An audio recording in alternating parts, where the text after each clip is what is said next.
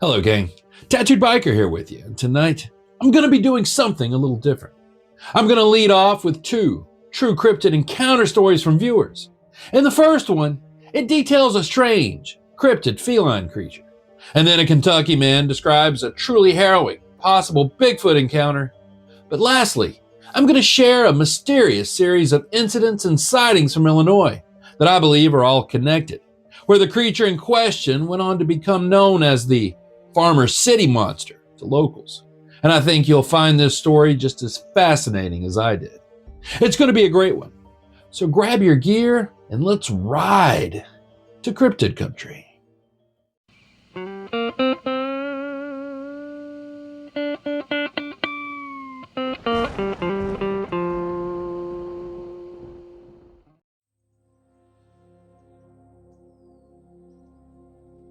Number 1. Dear Biker, a few years ago, my wife and I were living near Lanesville, Texas, which is located in Rusk County, on Farm to Market, Route 225. My wife, she loves gardens. We've always had a chicken pen. Our adult children enjoy the garden produce and the fresh eggs from our hens.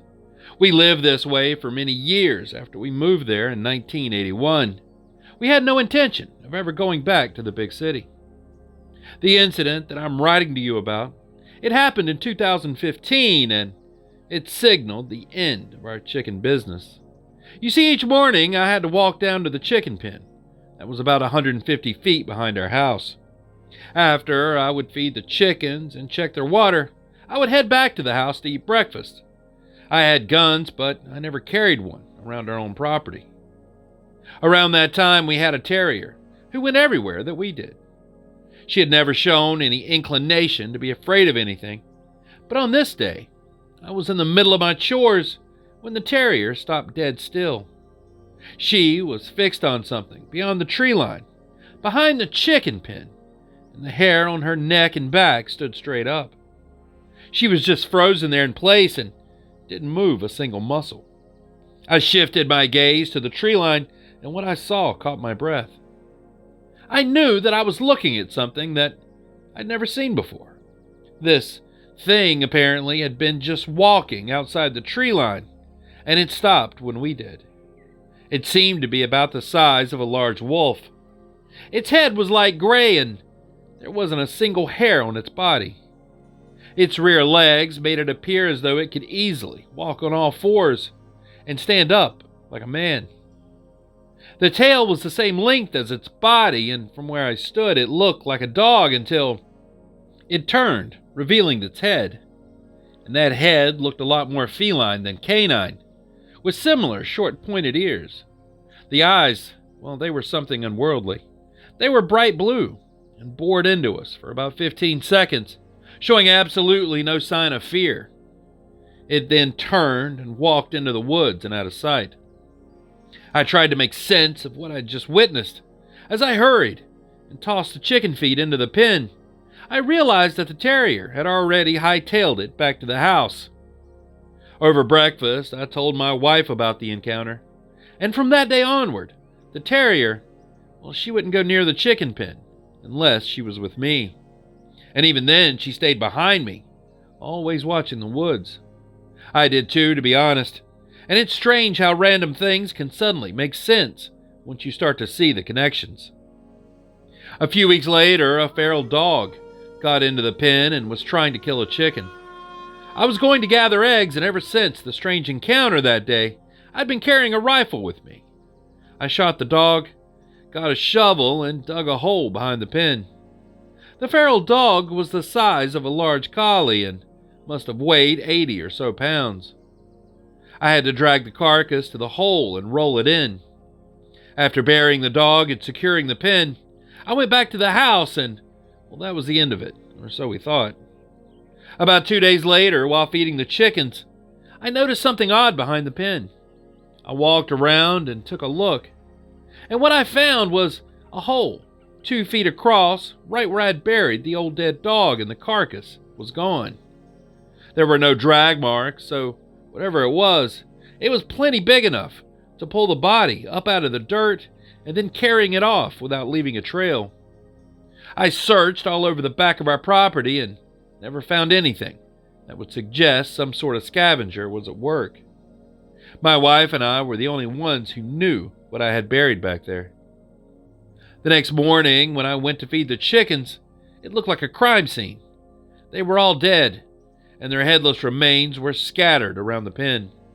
The rooster had been tossed 20 feet from the ground into the top of a persimmon tree. Oddly enough, given the scale of the carnage, there wasn't a single drop of blood anywhere. The gate was latched, and there was no hole in the fence or signs of something that could have gained entry by digging under the fence. But the killer had left some evidence behind. There were footprints and deep gouges made by 3 long claws that were estimated to be 2.5 to 3 inches long. I drove over to my neighbor's house and asked him to have a look at those tracks. He was a hunter who was born and raised in the area, but even he was completely stumped. He suggested that we call a friend of his who was a constable and another longtime resident. He came over, looked at the tracks, examined the dead chickens, and after he noticed the dead rooster hanging in the tree, he warned us not to go out at night without a gun. We decided not to replace the chickens. Then not long after that incident, we moved to another location. We just didn't want to cross paths with whatever it was that was lurking around that property. Signed, Eli.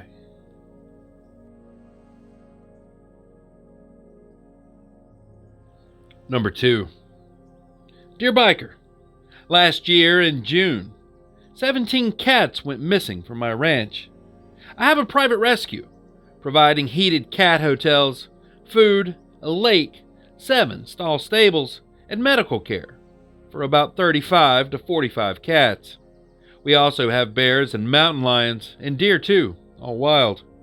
This is near the Kentucky-Tennessee state line. One morning last August, my German Shepherd and I, we started our morning walk when we caught this god-awful, vomit-inducing stench. It was horrible. It smelled like urine, dead rotting flesh, and feces. My dog started growling as we approached the end of our 29-foot camper in the driveway. All of a sudden, he went nuts, charging against his leash, barking, and jumping 4 to 5 feet in the air in front of us. Then, he pinned his shoulder to my knee and pulled me to the left, then back to center, then back to right, back to center, the whole time staring up at a 45-degree angle. The hair on my neck raised up, and I pulled my .45 caliber pistol for a possible shot from the hip. I practiced hip shooting a lot.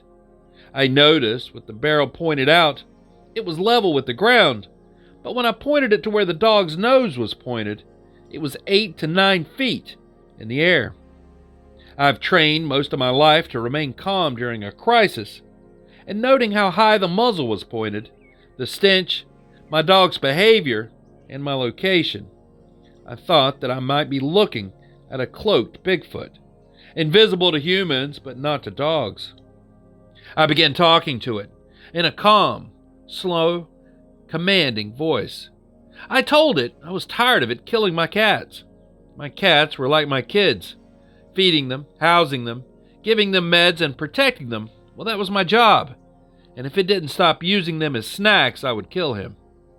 I told him that I didn't want to kill you, but I will. Just stop killing my cats. There are a lot more humans than there are of your type. How would you like to be hunted down? As I finished, my dog sat but continued, staring 9 feet up off the ground. Soon the stench was gone, and my dog relaxed. Over the next few months, I began to see rabbits, skunks, deer, and coyotes, and my cats, they stopped disappearing. I'm a retired airline pilot and a former Special Forces soldier, and I've worked for 10 years as a police officer. I live in Fort Campbell, Kentucky. I'm a firm believer. Signed, Gerald. This next section isn't exactly a submission.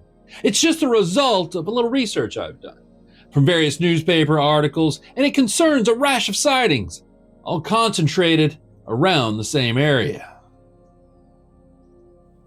In the spring of 1970, 3 sheep had been killed near the town of Farmer City, Illinois. Local officials dismissed it as the work of wild dogs, which have been known to roam that area.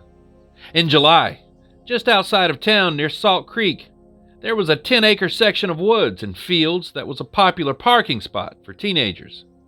4 teens parked at the popular Lover's Lane area had received the fright of their lives when a huge, hairy humanoid with piercing yellow eyes decided to see what was going on in the car.